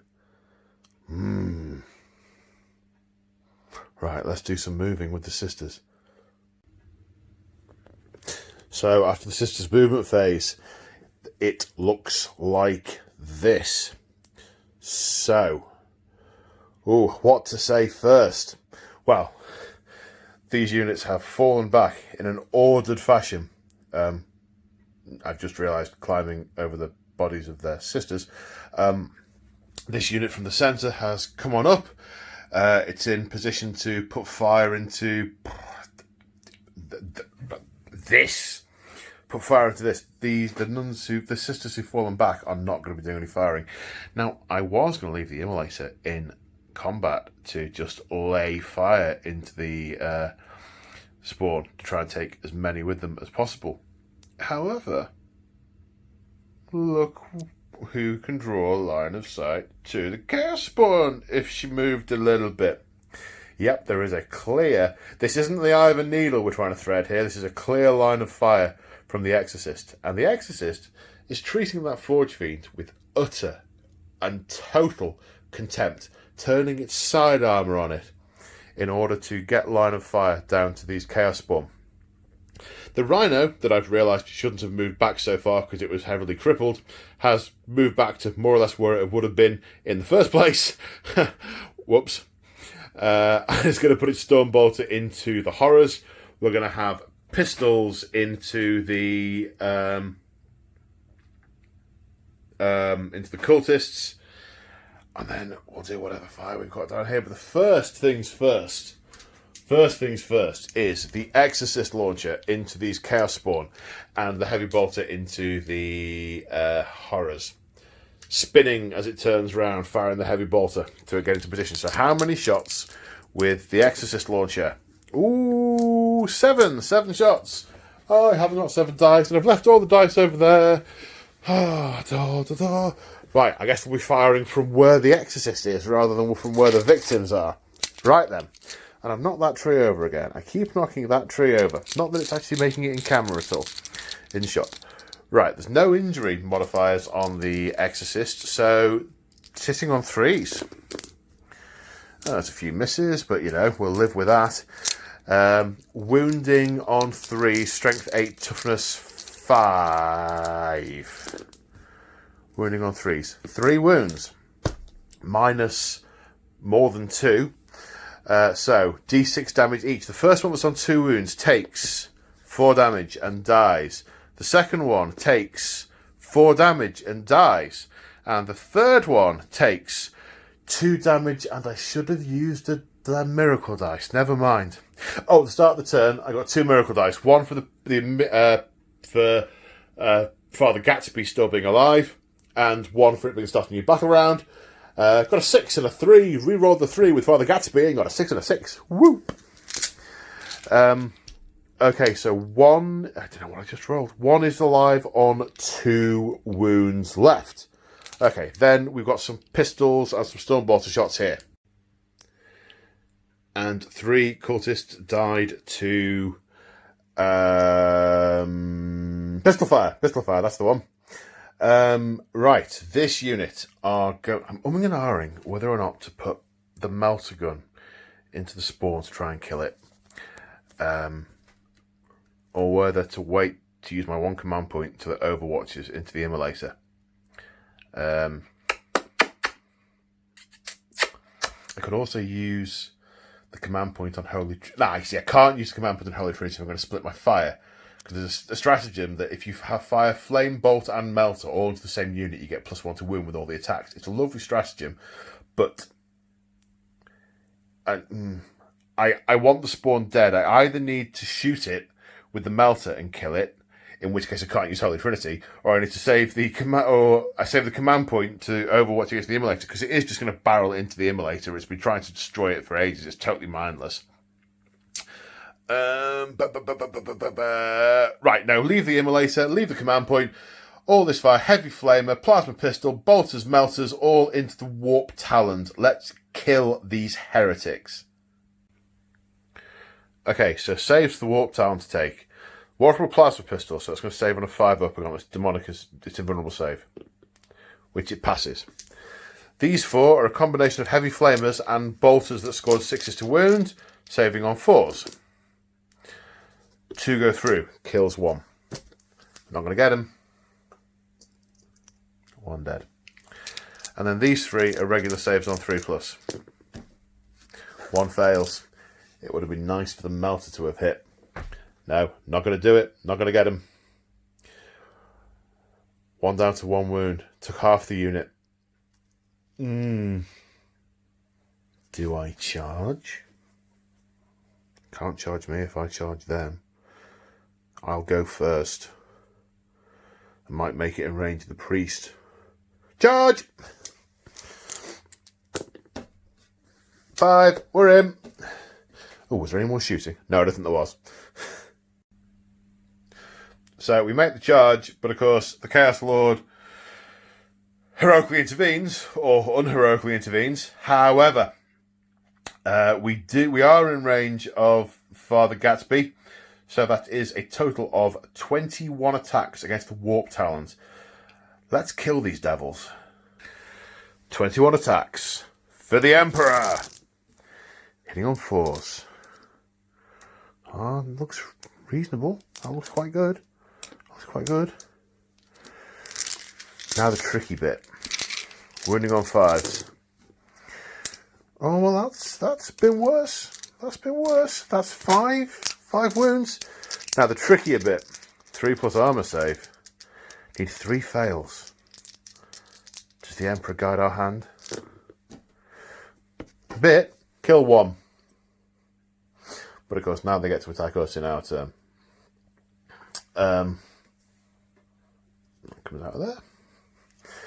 Oh, sad times. We got 1! But only 1. Right, now it's the cultists into the sisters. 3 saves to take for the sisters. All good. The Emperor protects. Right. Right, I'm going to fight back with these whilst I am here. With attacks. 1, 2, 3, 5 attacks. Hit on 4s, that's good. Wounded on 4s, that's good. Saving on 6s. 2 more dead. We're chopping them all. It's going to take a while, like the rest of the game. But yeah, we're good. We're good. Now slightly less good. A Warp Talon and a Chaos Lord over there. Okay, so with the benefit of hindsight, this seems a touch foolhardy. Okay, 1 Warp Talon, 3 attacks because he was charged. No death to the False Emperors. Wounding on 3s with a reroll. 2 wounds. 2 saves of 5+. No, 2 sisters fall. Do they fight back before they die? They both fight back. They both hit. Come on, come on. 1 wounds. Fails his save. So he has 1 wound left. 2 sisters, unfortunately, fall. Okay, so he had 4 for the thing, and 1 for his lightning claws, and 1 for shock assault, and 1 for whatever the other thing was. Bigger demon. Right, hitting on 2s, rerolling 1s. This is not so great. 1s. They're all hits now. Wounding on 3s with a reroll. Needs the reroll. Doesn't get any of them. 4 through. Saves of -2. So saving on 5s. Oh, the Emperor... Oh, no, that's not 5. The Emperor still protects. Only 2 more die. That's in fact...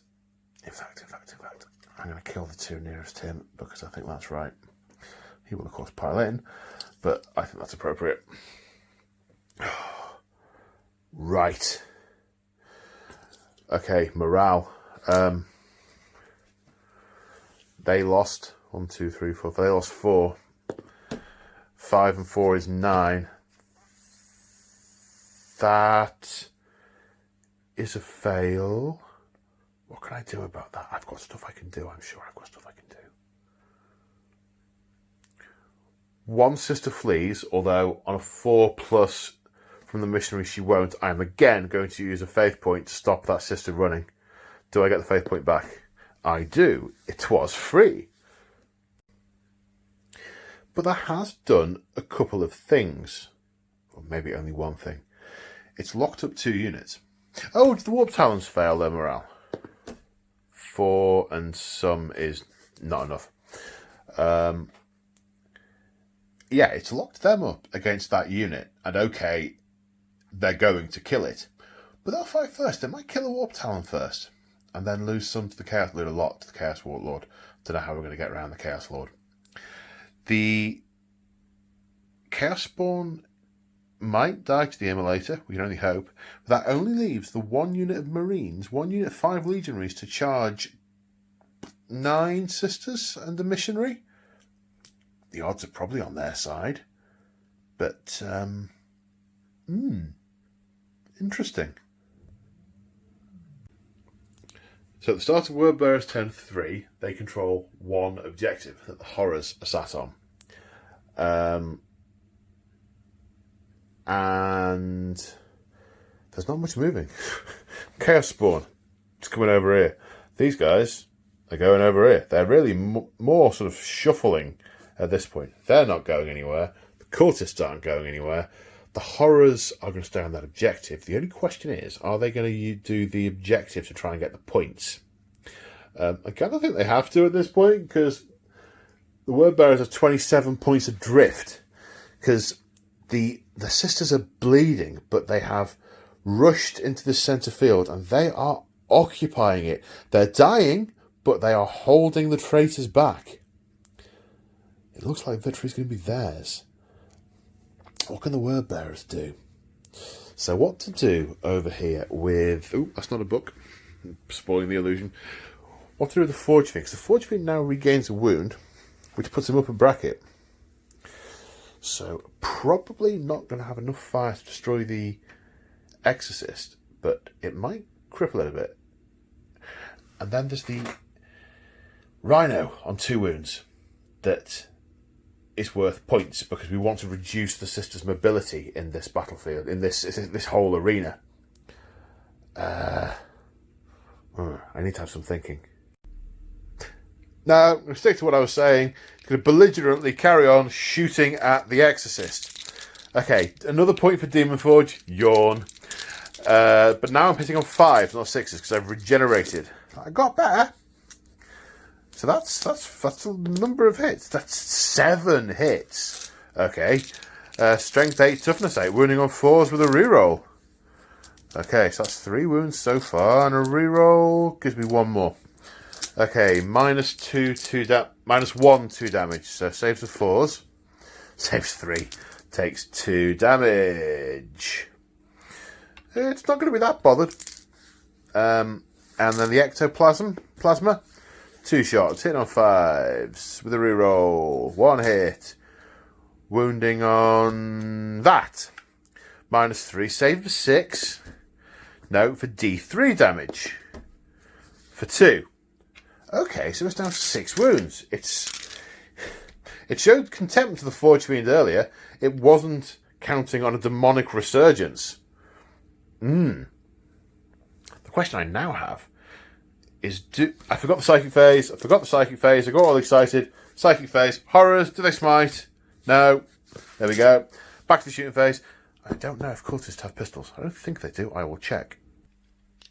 So Cultists do indeed have auto pistols. And the sisters have got 6 saves to take. Failing 1. 1 sister falls. No, okay, so actually, that sister falls and the thingy drops to the floor. This sister will discard her melter gun in order to pick it up. Because it's a relic. Okay, so the horrors will fire their coruscating flames at the rhinoceros, at the rhino transport. Hitting on 4s. Strength 3, toughness 7, wounding on 6s. It's a long shot. Ooh, got a wound. It's 3 up save. Yes. That would have been better spent elsewhere. But they feel the presence of a stronger demon on the battlefield, telling them to stay where they are. So they're staying where they are. 5 bolt pistols into the Dominions. 4 hits, wounding on 3s. 4 wounds, saving on 3s. 1 failed. The sisters have been doing very well with their saves. They must say they really have. So that's one Dominion down. Fired.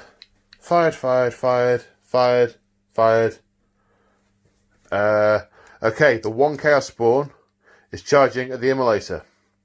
The Immolator will overwatch and hit 5 times. I don't think this is out of character. Those Chaos Spawn barreled up and jumped to the Immolator, and it's been reversing. They've been jumping on it. He is going to keep going. Wounding on 4s with a -1. So that's 2 saves of 6+. It needs to make them both. No, it needs to make one of them. It makes one of them. It has 1 wound left. Uh-oh. Sucks to be Immolator. Should have used a 6. No, it's got a thingy. What's it? Heavy bolter. Will that hit on 5s? Because Order of the Sacred Rose. Yes, it'll hit 3 times on 5s. Wounding on 4s. Once. Another save for 6. Can the spawn do it? It cannot. The spawn is destroyed, and that is a whole unit. And that might make the difference over it. I'll say the difference. It'll make a difference over here. Now, this unit of legionaries is going to multi-charge all 3 of these units. In fact, it may as well charge that unit as well, because then it can get in close there. Doesn't need any more than a 3 to make the charge. So who is going to overwatch? It's going to be this unit. They've got the most people left. Any more than a 3 to make the charge. That's an 8. I picked up the wrong dice there. Okay, so they are in. Okay, so charging units first. Right, the aspiring champion with his power fist into this unit of sisters. Hitting on 4s because it's unwieldy. Rerolling 1s because of his Chaos Lord. Hits once. Smushing on a 2. Smushes, save for 6. No, that smushes a sister. Right, now we have another 3 into that. Another 3 into them. Ooh, come on. Hitting on 3s, rolling 1s. No 1s to re-roll. Death to the false emperor. So this is... oh, I meant to say, I've already spent the command point. They've got veterans of the Long War on them, because these are veterans of the Long War. Sorry about that, forgot to say. Rolling to hit. They've all hit, and 2 deaths to the false. Death to the false guy. Wounding on 2s with veterans. So that is 6, 7, 8, 9 saves. -1, so saves of 4+. 1, 2, 3, 4, 5. So that unit is wiped. However, do any of them get to fight back? The veteran with the sword, yes. The other 4, one of them. The veteran with the sword misses. The other one hits. Wounds. Armor save made. So those sisters' casualties, they've fallen in defense of the Emperor. Right, the one guy on the 2 Dominions hits 3 times, and a death to the false Emperor, which also hits. Wounding on 2s, because of veterans. 4 wounds, saving on 4s. 1 dies, just the sister, the veteran superior left. Okay, so in persistent combats, the opponent goes first. So it's the sisters are going to get to go first. So this unit of sisters, I'm going to try and kill this warp talent. Try and secure attrition. We just got to kill them traitors. 2, 3, 4, 5, 6, 7. 7 attacks. With hindsight, shouldn't really charge them. We'd far better to have had all the Overwatch from them. Oh well, live and learn. Or die and learn. You learn, but you don't get to use the knowledge. Wounding on 5s. Ooh, that was 2. Saving on 3s. Can we get it? No, its armor holds. Okay, now it's chaos, so we will do the cultists next. 4 saves to take for this unit of sisters. Why am I holding 5 dice? 5 saves to take for this unit of sisters. 1, 2 fails.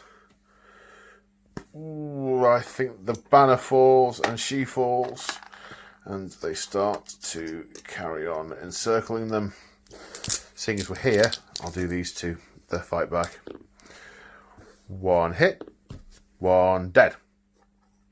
Kill that one because it's power sword. The other one misses. Oh, and I've knocked a tree over. And the Chaos Lord and remaining Warp Talon wipe out the remaining sisters with contemptuous ease. However, when this unit had to consolidate, because they were still engaged with that unit, they had to go in that direction, so couldn't pile on to Father Gatsby. So, that is the end of Battle Round 3. The sisters lost a lot of units and do not score attrition. The word bearers have not brought down any large vehicles and have not slain the warlord. So it's now sisters, Starter Sisters' turn 4. See what we can do to recover. Sisters are on 1 objective, which is the same, which is fewer than their opponents. So they get 5 points for that. Attritionally, can we snipe a few units? Let me have a think. So the Dominion Veteran Superior has grabbed Father Gatsby, dragged him through the maelstrom of combat, over dead bodies, avoiding psychotic heretics, and climbed into this beleaguered immolator, which is ploughing forward as fast as it possibly can to the objective to try and encircle the heretics, intent on selling their lives as dearly as they can. The Rhino has moved up to try and help extricate the embattled sisters when they eventually kill all the heretics. The Exorcist has turned its turret towards the Forge Fiend. Okay, so first things first. All gun at that Warp Talon. Let's kill that heretic. 2d6... No,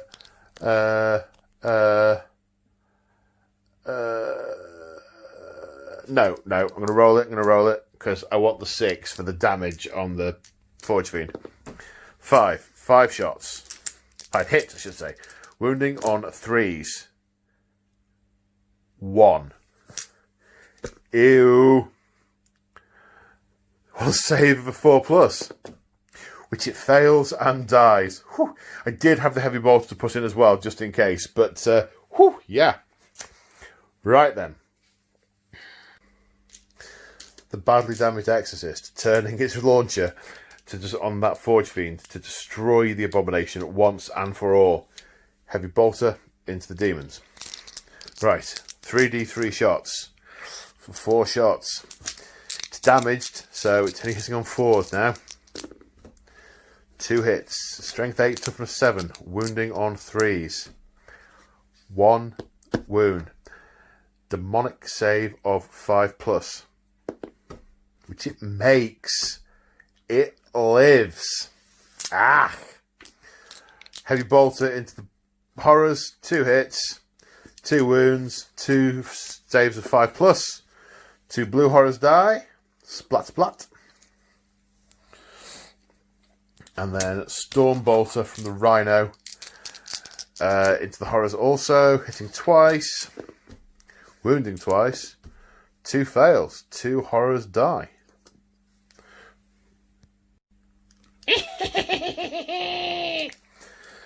Two bolt pistols. 1 hit. 1 wounds. Saves. Must have hit it in a bit of rusty thing. Is that possibly all the shooting? God, it is, you know. Yep. That's it. Okay, combat. No charges. The cultists are going to fight first. It's getting tense. I want these sisters to win. I want them to live. I want them to live. Hit on 4s.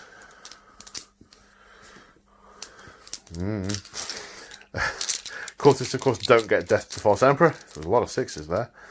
Wounding on 4s. Okay, the unit's not going to get wiped. Saving on a 3. 1 save to take. Saved. The Emperor protects. He is our sword. He is our shield. And now we're going to hack you into tiny gobbets. The sister, the veteran, I should say, hits once. Power swords are +1 strength now, so that kills 1. Beep. The other girl doesn't win. Okay, so they lost 1. The horrors lost 3 this turn, but that is a pass. So at the end of Sisters' turn 4, I don't know where I'm going to finish that sentence because, yeah, we need to wait for attrition until the end. It's, let's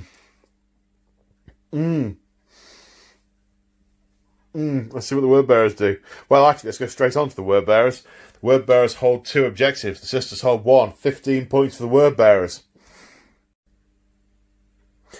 So, 15 points for the word bearers. So now 42 to 25 in the favour of the sisters. The word bearers are on both central objectives. So they are both going to hold the centre ground this turn. There is far less for the Lord to concentrate on now. He is able to give them a more direct, stay there, mental impulse through the warp. And there are fewer of them now to resist. They are less confident and they are staying put. Yeah, the Lord very much going to go and kill that immolator. Right then, so first thing is first. the Forge Fiend is going to destroy that Exorcist. I cannot believe that the Exorcist... Yeah, okay. So,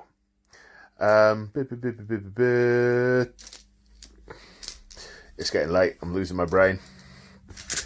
Right, the Hades autocannons. Hitting up the Forge Fiend, yawn. Demon Forge, you should say. They're all hits. Wounding on 4s. 3 wounds. 7 wounds. Okay. So we're going to use 1 miracle dice to make one of these a 6 to pass. So that's 1 fewer to actually roll. These are all minus. So they're saving on 4s. Mustn't let 3 through. 1, 2, 3 get through. The Exorcist dies. Does it explode? It does not. Bring it down. It was brung down. Now, pistols into these sisters. Hitting on 4s. This is the one I care most about. Hitting on 4s.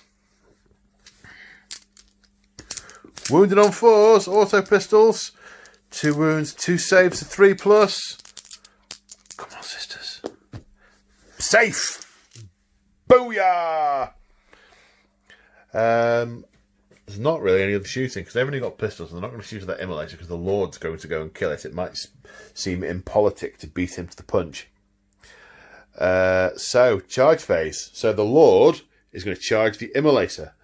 There are no command points for... Or are there command points? There's one on the table, but did I not move it over before when it killed the spawn? No, it killed the spawn in the... Oh. Does that mean... I think it does mean... Okay, I need to check something. I remember what the plan is. The plan is to spend the command point to blow up the immolator to wound the Chaos Lord. But I'm kind of tempted just to shoot him instead. He's got a 3-up invulnerable save. 1s and 2s. He's got a lot of wounds. Oh, let's shoot him. Let's shoot him. All right, I've got a 5 over there. I'm going to use that for one of the dice. And the other one is 6. So that's 11 hits. 11 hits. Not wounds. Sorry, not shots. Hits. Strength 5. Wounding him on 3s. That is 9 wounds at -1. So his vulnerable save is 3 plus though. So, you know, not likely to get 6 1s and 2s, but you never know. Is the Emperor guiding our hand? Oh, yikes. 1, 2, 3, 4, 5. 5 fails. Right, let's fire the heavy bolter. That'll hit on 5s, which it doesn't. I want to see how many wounds he's got now. So, he has 6 wounds. He's on 1 wound remaining. 5 on his profile, plus the extra 1 that we discussed at the start of the game for being a first generation Astartes. So, he's attacking the immolator with his 7 attacks. Hitting on 2s, rerolling 1s. It's a good job, really. That's 3 1s. Death to the False Emperor! Yes. Rerolling the 1s. So it's a lot of hits. Strength 5, so still wounding on 5s, just from 7, but rerolling failed wounds. So that's 3 rolls. So after rerolls, that is 4 at -2, so 4 saves of 5 plus. 1. 3 go through, the immolator is destroyed. Now, if I had a command point, I'd blow it up and he would die. Oh, I've just realised. Oh, no, no, no. Hang on. I used the 5 on the immolator flame. So I can re-roll. I can roll to see if I regenerate that on a 5 or 6. Which I do. come on. Oh, I don't even know if I can use a faith point for this. I get a 2, which I can re-roll because of the priest, which becomes a 1. So, I probably couldn't use it for that anyway. Right then. Roll the 6. Come on, Emperor.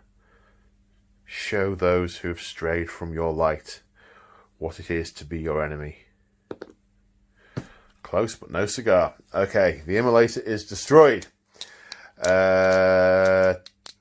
any of the people inside it die? No, they are fine. So now to the main event over here. The veteran sister hits once, killing on a 3, kills 1. The non-veteran sister hits, wounds on a 4, wounds, hitting them with the butt of her melter gun.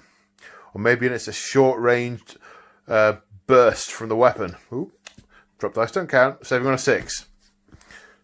2 die. Now, their attacks in return. They're a bit more enthusiastic now.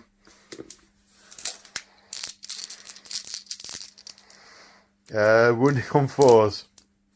1. The Emperor protects. Yes, he does! Boom! I'm quite pleased with that. In my enthusiasm to get to the fight over there, I didn't show you the really cool picture. The disembarkation from the Rhino with Father Gatsby and the sister staring down that demon who they intend to send back to the warp. So, at the end of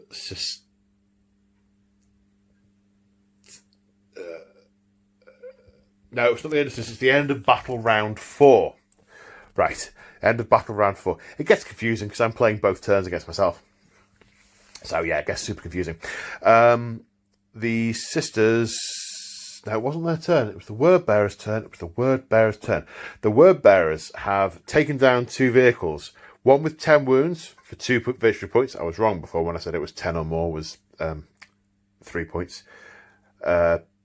It's more than 10. So 2 points for the immolator and 3 points for the exorcist, because that starts with more than 10 wounds. So that's 5 points. They have successfully secured the centre ground for another 5 points. So that is another 10 points, taking the total at the end of battle round 4, 42 points to the sisters, 35 points to the word bearers. Can the sisters hold on? Let's find out.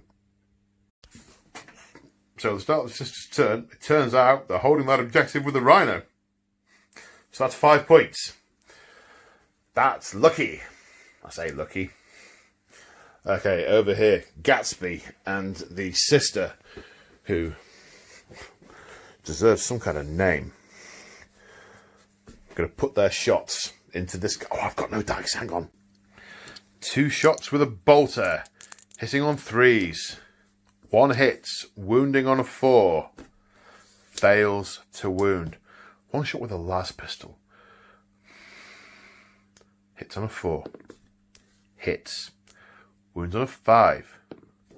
Wounds. Is this beacon of spiritual light going to core this abomination with his las pistol? Saving on a 3+. He fails the save. The Chaos Warlord is slain. Slain by one of the Emperor's agents. His light is truly bright on this desolate hole. The soul of Nexus II. It still hangs in the balance. It hasn't been decided. It has not been decided. Right, after that impassioned, impromptu, dramatic moment, there's a little bit more gunfire to do. So, there's 4 shots into the horrors. 2 hits. 1 wound. Fails to save. Blue horror dies. 2 pistol shots into the cultists. Oh, 2 hits. Oh, 2 wounds. Hey, 2 dead. Die, cultists. Die. So, we're on to the charge phase. There was going to be a heroic charge over there. There doesn't need to be now. Instead, the cultists get to fight first over here with 8 attacks. It's getting smaller and smaller. It's so precarious. A bad dice roll could be the end of them. Whew. Hitting on 4s. You might be able to tell I'm rooting for the sisters in this fight. Wounding on 4s. 3 saves. Doing 1 at a time. Passed.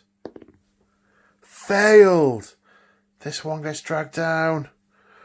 What about the superior? Passed. Okay, as she charges into the fray. Hits once. Wounds. Killing another. Die. Die. Die. At the end of the turn, the cultists have lost 3. That's a fail, but they do get the chapter tactic, the Legion trait, which is a pass, because, you know, they're devoted and chaos powers and all that. Right, now, word bearers are on 2 objectives, which is 1 more than their opponent at the start of turn 5, for 15 points. Ooh! Ooh! With the Chaos Lord dead, these legionaries are legionaries, and they are following their orders because they understand the chain of command. They are holding their ground. These 2 Imperial dogs will die running onto their chainswords. They will, however, not shoot at them because they're going to hold the centre ground.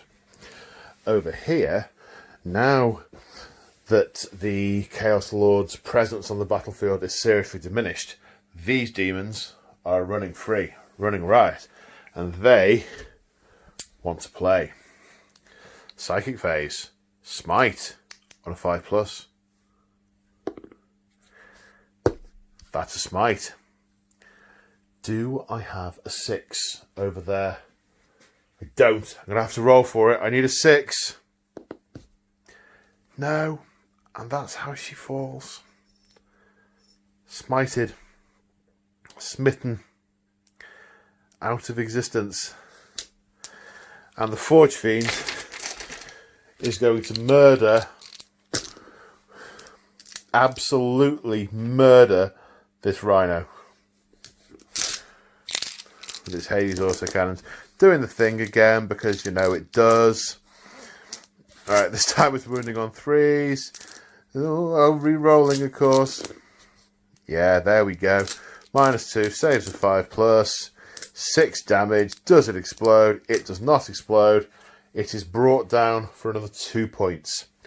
That many sisters units dead means they don't achieve attrition. If these couple of units had managed to hold on, then they would have had attrition and it would have been a draw. But this is how this conflict ends. The sisters dug in. They met their arch enemy on the field of combat, but they were just overwhelmed. It was just too little, just too late. As the word bearers score another 2, 3, 4, 5 points, taking them to 55. Meaning this is a victory for the word bearers, 55 points to 47. Man, that was close. Some serious hero moments. There's virtually nothing left of the battlefield. How that Forge Fiend is still alive, I have absolutely no idea. Wow. I think that is just a marvellous, marvellous shot. That's going to be a picture somewhere. I'm not quite sure where yet, but it is. So, as I mentioned at the start, this is the first part of the Soul of Nexus II campaign, which will be available for channel members in the Members Lounge. Follow the link below if you want more information. And with that, it's late. I'm tired. That was incredible fun. I can't believe how it swung to and fro so much. Take care, everyone. I will see you in the next one.